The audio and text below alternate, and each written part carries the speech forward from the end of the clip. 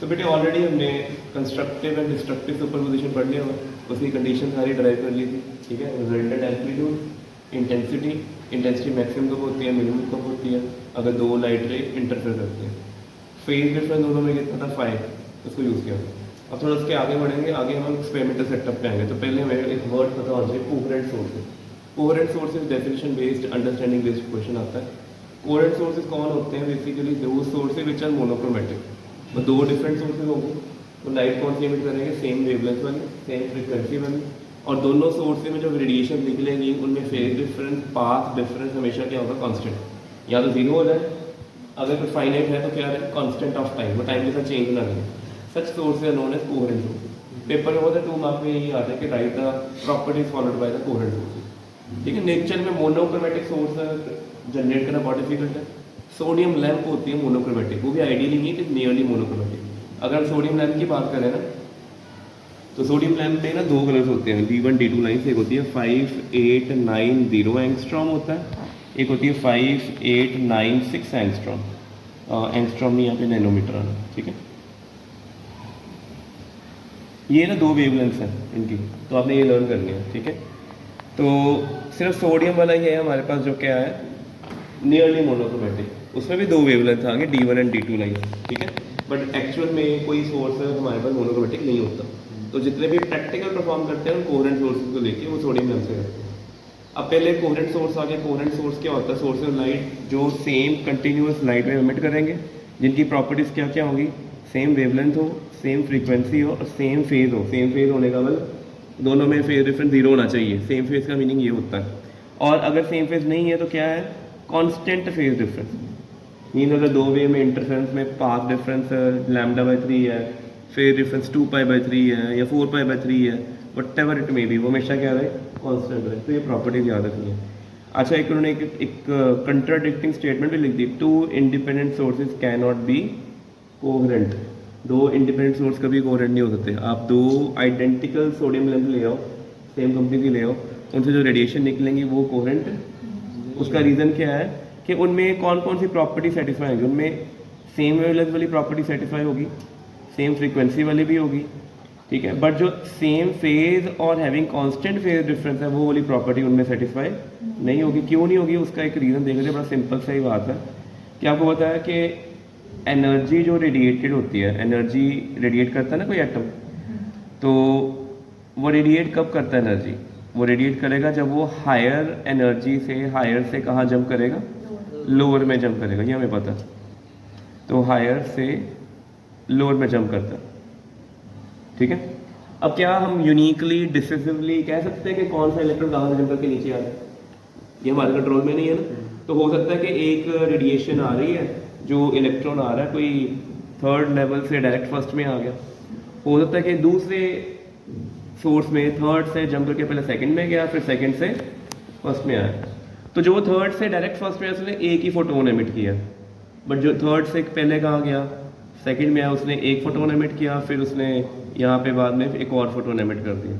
तो electron excitation जो होती है, it is not unique in different kind of source material. ठीक है, इलेक्ट्रॉन कौन सा सोर्स से कहाँ जंप करके आ रहा है हम यूनिकली नहीं कह सकते। बट हम क्या करेंगे? कोहेरेंट सोर्स से जनरेट करना ही है ना, तो उसको जनरेट करने का दो वे होते हैं जनरेट करने के। होता है डिवीजन ऑफ वेव फ्रंट, एक वर्ड का यूज़ करेंगे हम, डिवीजन ऑफ वेव फ्रंट करेंगे, और दूसरा क्या यूज़ करेंगे? Division of amplitude. ये दो वर्ड्स होते हैं, मीनिंगली दो टेक्निक्स होती हैं। 12th क्लास में हम डिवीजन ऑफ वेव फ्रंट करते हैं। डिवीजन ऑफ वेव फ्रंट का मीनिंग क्या होता है? जैसे देखो, ये आपको लाइट का सोर्स नज़र आ रहा है, यहाँ पे एक सोर्स है। ठीक है, सोर्स ऑफ लाइट से कौन सी रे निकलती है हमें पता है, ट्रांसफर से EM में वैसे निकलनी है।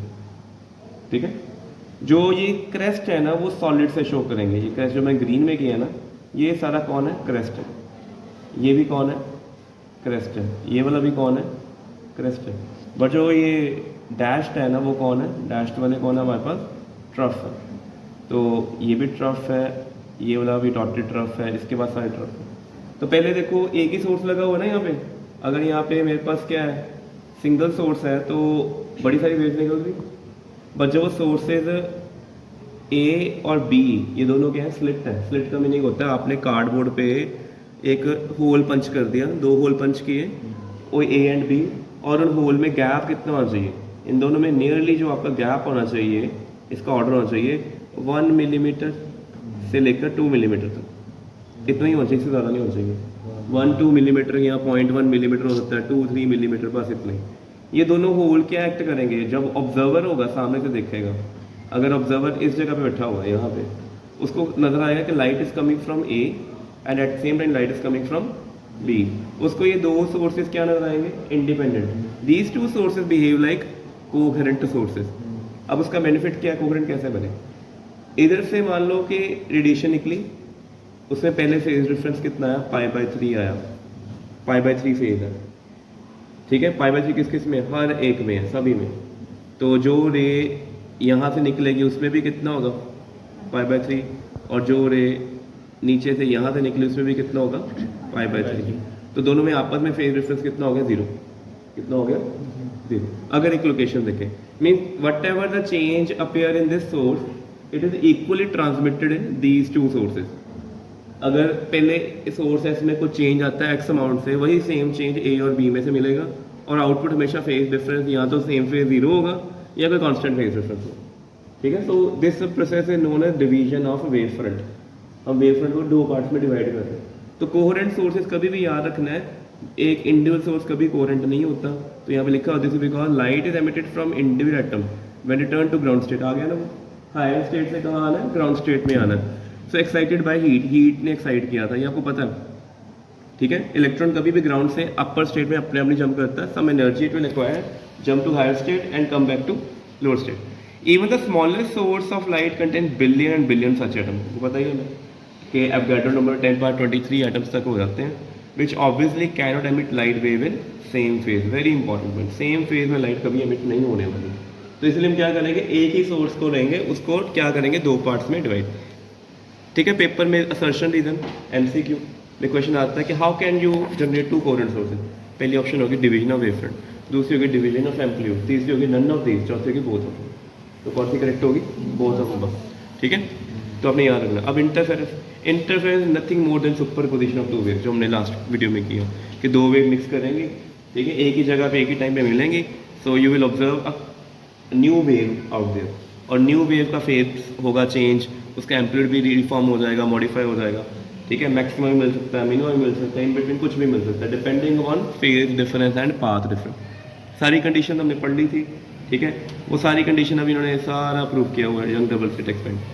अच्छा, अब हमारे सिलेबस में पहले तो ये है कि यंग डबल स्लिट एक्सपेरिमेंट आपने ड्रॉ करके दिखाना है एग्जामिनर को, जिसमें आपने सिर्फ ये वाला सेटअप इतना ही करके दिखाना है, ठीक है।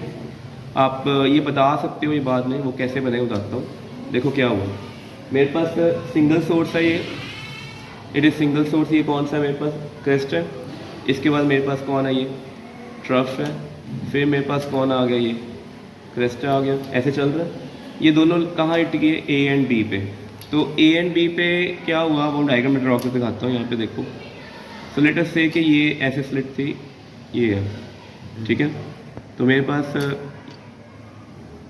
पहले सोर्स का ये क्रेस्ट, इसका क्रेस्ट, फिर ये ऐसे ट्रफ, फिर इसका ट्रफ, ये आगे ट्रफ, फिर क्या आना है, फिर क्रेस्ट आना है, फिर इसका भी ट्रफ आना है मेरे पास, ठीक है। आपने ये ऐसे शो करना पहले, ठीक है। तो ऑल्टरनेट करते जाना। मैं ब्लू ब्लैक कर रहा हूँ, आप इसको कर सकते हो रेड ब्लू, कुछ भी कर सकते हो। पेपर में आपने कैसे ड्रॉ करना है, पेन एंड पेंसिल। क्या करना है, पेन एंड पेंसिल। एक क्रेस्ट को ड्रॉ करना है पेन से, ट्रफ को ड्रॉ करना है पेंसिल से।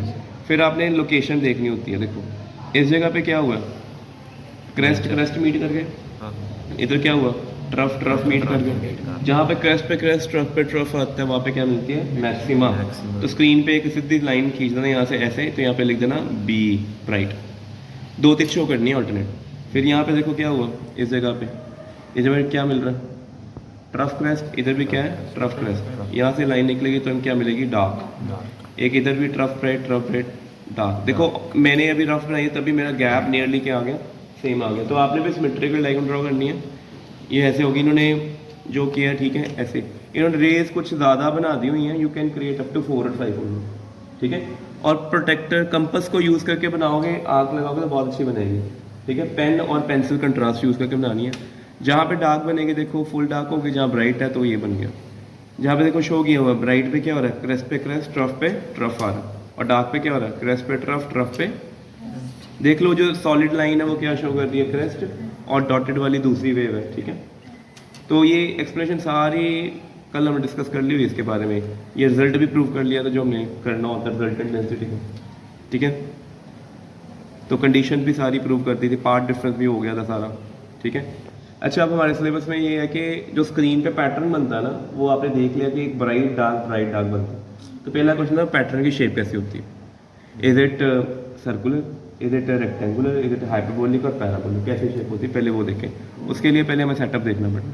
तो रेबाई में यंग स्लिट जो एक्सपेरिमेंट है उसका वो जो अभी डायग्राम ड्रॉ किया है वो, और ये सिर्फ डायग्रामेटिकल है, फॉर्मूला डराइव नहीं करना हमने, we will not derive the formula, ठीक है।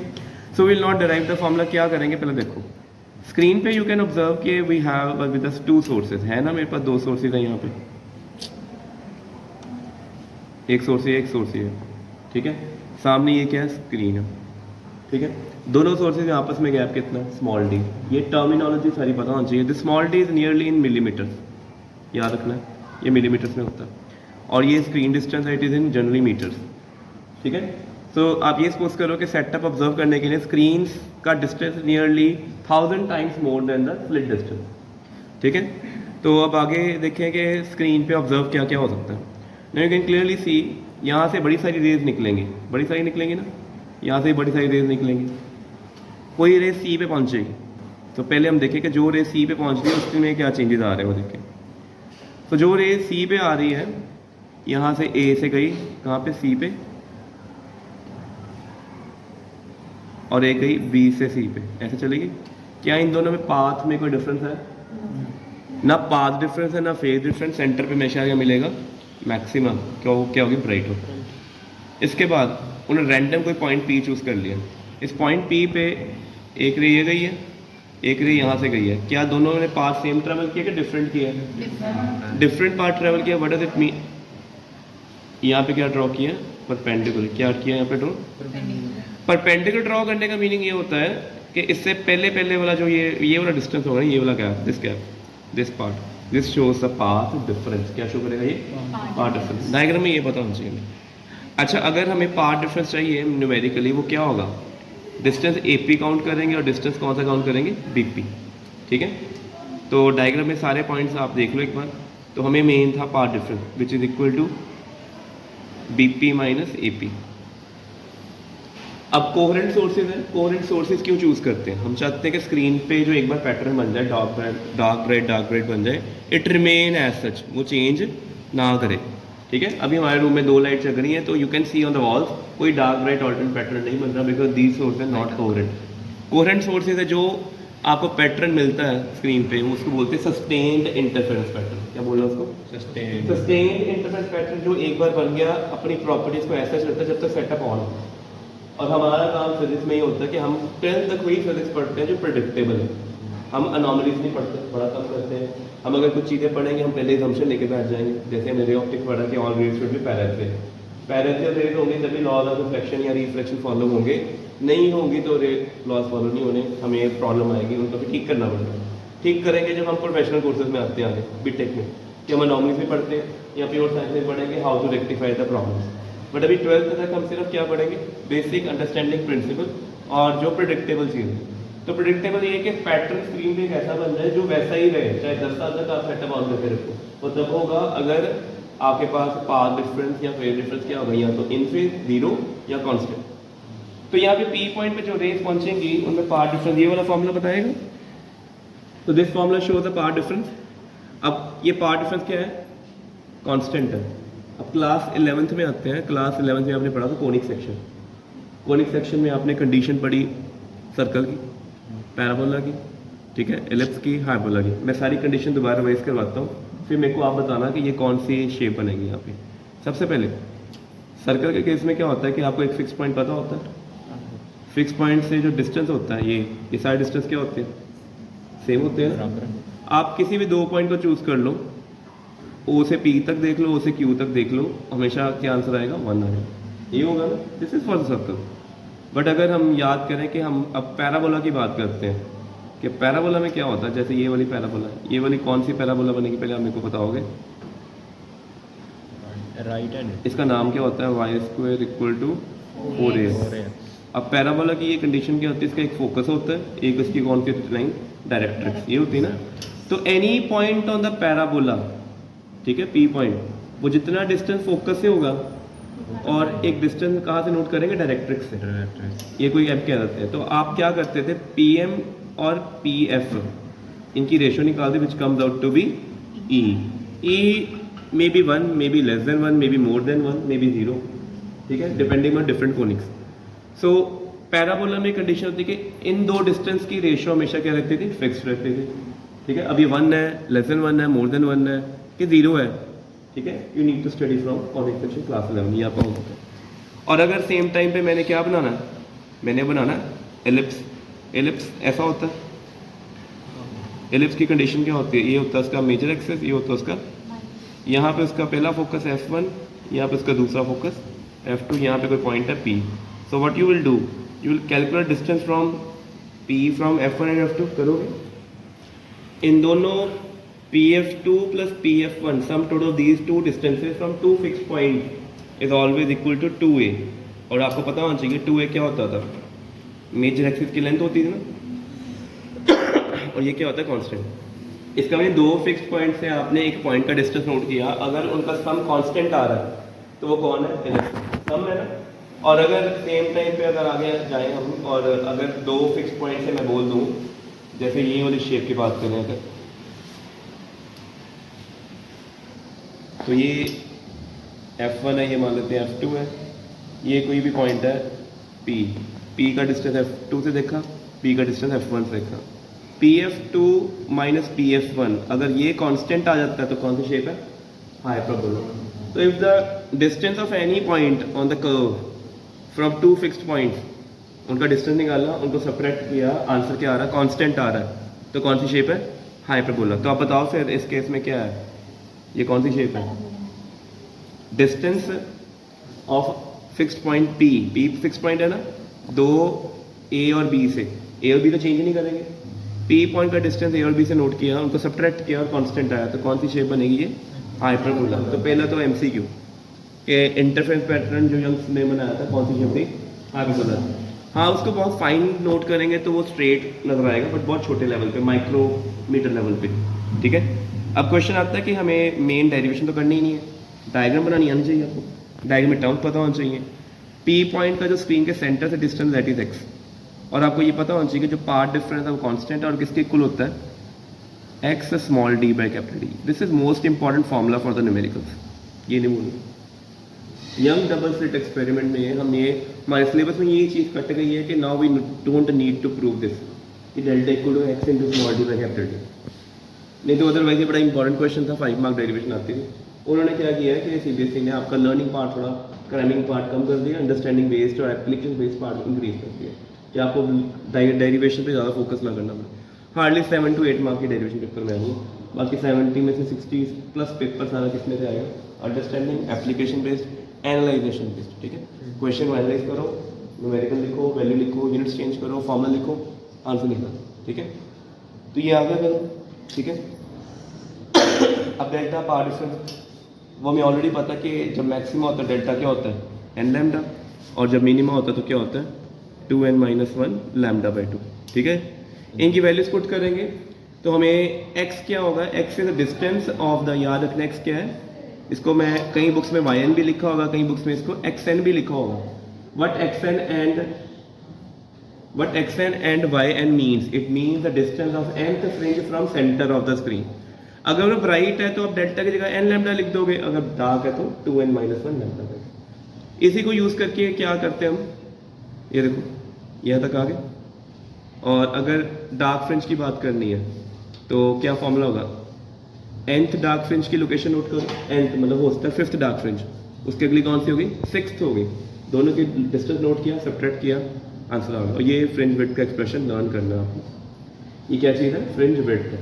और अगर स्क्रीन पे देखो जैसे ये है, स्क्रीन पे पैटर्न ऐसा बनता है कुछ, ऑल्टरनेट डार्क ब्राइट बने, सेंटर पे ऐसे बनेगा कुछ,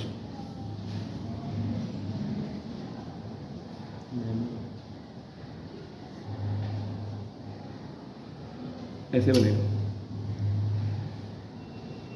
ठीक है। तो देखो स्क्रीन के जहाँ जहाँ वाइट पोर्शन है, वाइट पोर्शन क्या शो कर रहा है, ब्राइटनेस, और ब्लैक पोर्शन क्या शो कर रहा है, डार्कनेस। अगर स्क्रीन को देखें तो पैटर्न कैसा बन रहा है यहाँ पे बोलिए, बट अगर इसको मैं क्या करूँ और फोकस कर दूँ इसको, तो इतना पोर्शन देखें तो दी रिंग जो स्ट्रिप्स हैं ऑलमोस्ट क्या है, स्ट्रेट है, ऑलमोस्ट नियरली।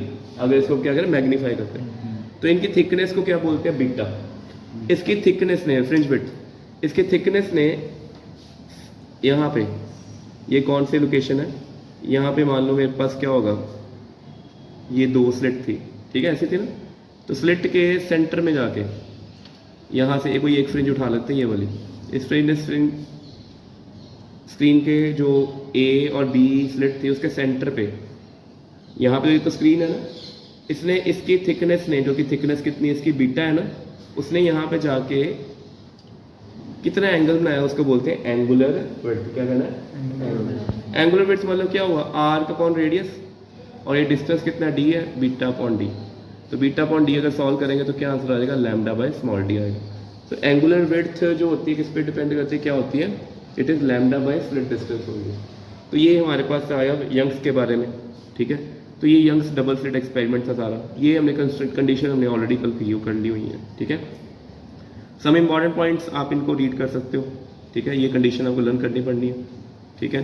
फ्रिंज विड्थ, हाँ, अगर मीडियम चेंज कर दिया, पानी में चले गए ना, एपरेटस का स्मॉल डी चेंज होता है ना कैपिटल डी चेंज होता है, क्या चेंज होती है, वेवलेंथ। याद रखना, frequency of A wave never changes, क्या चेंज होती है, स्पीड एंड वेवलेंथ। कितनी चेंज होती है, by factor of refractive index. तो ये भी क्वेश्चन है 1 मार्क में आ सकता है कि सेटअप, होल सेटअप को आपने वाटर में इमर्स कर दिया, तो कहेंगे fringe width decreases by what percent. तो लेट्स से कि अगर पानी का रिफ्रैक्टिव इंडेक्स कितना है, 4/3, कहते हैं आपने सेटअप को पानी में डाल दिया कि जो न्यू फ्रिंज विड्थ है, न्यू, वो ओल्ड फ्रिंज विड्थ के कितने परसेंट रह गई है, ओल्ड फ्रिंज विड्थ के। तो आपको पता है कि बीटा कैसे आता है, नया म्यू से क्या करना पड़ता है, डिवाइड। तो इसका मीनिंग क्या हुआ कि ये बीटा ओल्ड से सिर्फ 4/3 टाइम्स हो जाएगी डिवाइड, तो कितना बन जाएगा, इट बिकम्स 3/4 टाइम बीटा। और 3/4 को अगर परसेंट में चेंज करें कितना आता है, 75%। तो पेपर में ऐसा क्वेश्चन इस साल आया हुआ है, बट वो था एपरेंट डेप्थ के ऊपर परसेंटेज। अब ये पेपर में होता था आपको फ्रिंज विड्थ के ऊपर आता कि new fringe width is now only 75% of the previous one if we emerge the setup in water. और अगर पूछे कितने अमाउंट से चेंज हो गई है, बाय 25%। और क्वेश्चन गंदा कर देंगे, 4 ऑप्शन दे देंगे, what happened to the fringe, एक लिखी होगी डिक्रीजेस बाय 25%, एक होगी इंक्रीजेस बाय 25%, एक होगी इंक्रीजेस बाय 75%, एक होगी डिक्रीजेस बाय 75%। तो आप देखो कि जो न्यू फ्रिंज विड्थ है वो ओल्ड फ्रिंज विड्थ के 75% रह गई है।